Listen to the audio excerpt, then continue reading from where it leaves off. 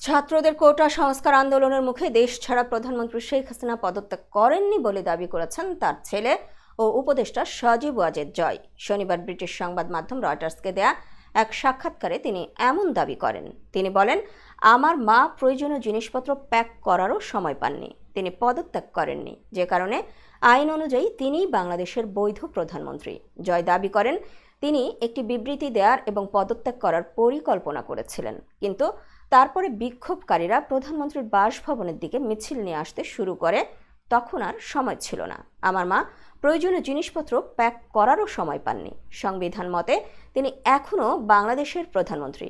বৈধ প্রধানমন্ত্রীকে বাদ দিয়ে তত্ত্বাবধায়ক সরকার গঠনের প্রক্রিয়া আদালতে চ্যালেঞ্জ করার মতো জানিয়ে তিনি আরও বলেন, যদিও প্রেসিডেন্ট সামরিক প্রধান ও বিরোধী রাজনীতিকদের সঙ্গে আলোচনা করে সংসদ ভেঙে দিয়েছেন, কিন্তু প্রধানমন্ত্রী আনুষ্ঠানিকভাবে পদত্যাগ না করায় তত্ত্বাবধায়ক সরকার গঠনকে আদালতে চ্যালেঞ্জ করা যেতে পারে।